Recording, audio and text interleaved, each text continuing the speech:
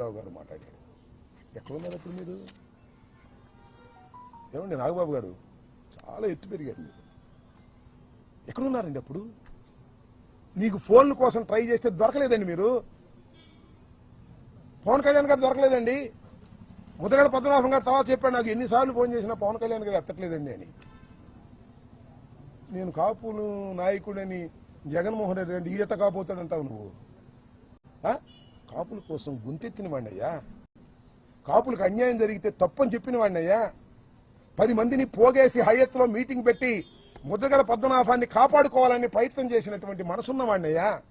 నేను కమ్మ వ్యతిరేకిని కాదయ్యా, కాపు కులంలో పుట్టాను కాబట్టి నా కులానికి అన్యాయం జరుగుతుంటే మాట్లాడాలని ప్రయత్నం చేసినటువంటి వ్యక్తిని కాపు కాదంటావా నువ్వు?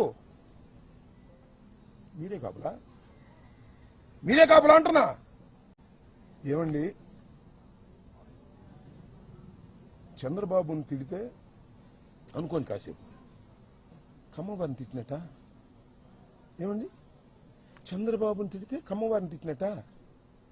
రాంబాబుని తిడితే రాంబాబు ఇల్లు తగలేస్తే, రాంబాబుని చంపడానికి ప్రయత్నం చేస్తే, రాంబాబు కారులు ధ్వంసం చేస్తే ఎవరిని చేసినట్టు అంటే నేను కులం లేని అనాథనా ఈ రాష్ట్రంలో? నేను కులం లేని అనాథనా ఈ రాష్ట్రంలో అని అడుగుతా ఉన్నా.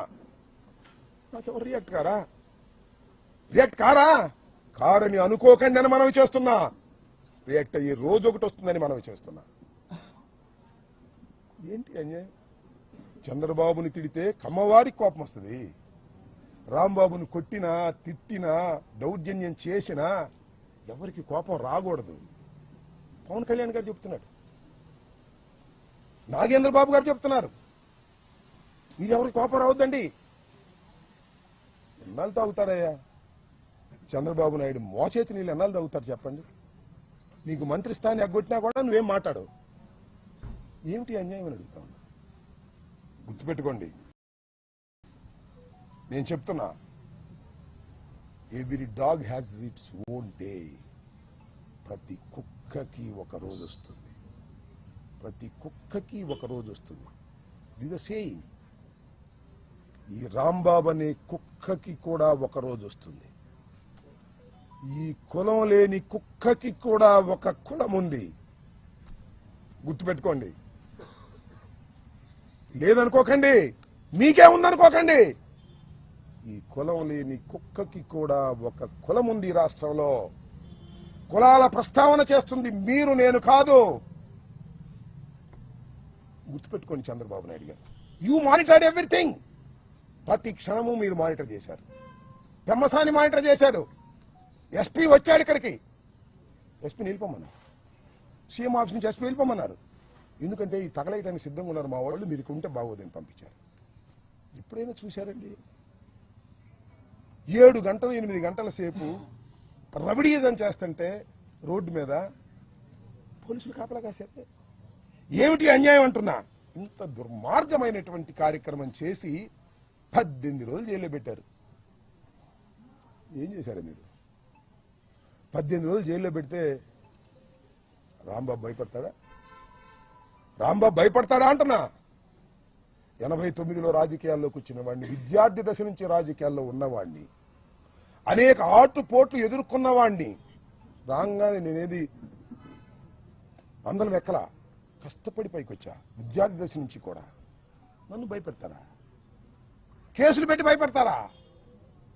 కేసులు పెడితే భయపడతానా? జైల్లో ఉంటే భయపడతానా? 18 రోజులకే బెయిల్ వచ్చింది.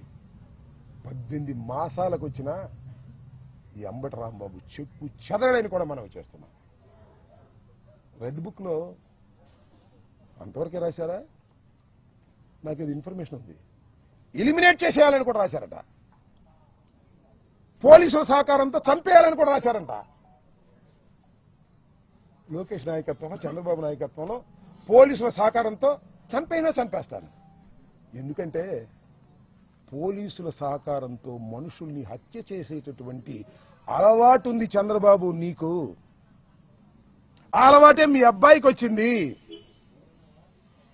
చూస్తా అది కూడా. ఈ వైఎస్ఆర్ కాంగ్రెస్ పార్టీలో జగన్మోహన్ రెడ్డి గారి వెంట ఉండి నేను మాటకి చీటికి మాటకి పార్టీలు మార్చిన వాడిని కాదు. ఆ రోజున కాంగ్రెస్ లో డాక్టర్ వైఎస్ రాజశేఖర రెడ్డి వెంట ఉన్నాను. రాజశేఖర రెడ్డి గారు మరణించిన తర్వాత జగన్మోహన్ రెడ్డి వెంట నడుస్తున్నాను. చీటికి మాటికి పార్టీలు మార్చి అధికారం ఎక్కడుంటే అక్కడ తాపత్రయపడేటటువంటి వ్యక్తిని కాదు. కష్టాన్ని నష్టాన్ని భరించగలిగినటువంటి వ్యక్తిని. ఎప్పుడు హంసతూలిక తల్పాల మీద ఉండాలనుకోవటంలా మట్టి గెడ్డల్లో కూడా ఉండాలనుకుంటున్నా. జైల్లో నేల మీద ఉండాలనుకుంటున్నా. నన్ను ఏం చేస్తారు మీరు? కేసు మీద కేసు పెట్టారు, ఉండాలి ట్విస్ట్. బెయిల్ రాగానే ఇంకో కేసు పెట్టారు, దానిలో బెయిల్ రాగా ఇంకో కేసు పెట్టారు. ఎన్ని పెట్టుకుంటారే? సంవత్సరం అటు పెట్టుకుంటారా? రాజమండ్రిలో చెప్పొచ్చా ఇల్లు వస్తానన్నా, అటు అనకూడదు సార్, జైలు దగ్గర ఇల్లు వస్తాను అనకూడదు అన్నారు. ఈ 5 సంవత్సరాల్లో మళ్ళా పంపిస్తారా లోకేష్? నేను సిద్ధంగా ఉన్నాను రావడానికి అని కూడా చెప్పా. I don't care. తగ్గను. ఎన్ని కేసులు పెట్టుకున్నా తగ్గను.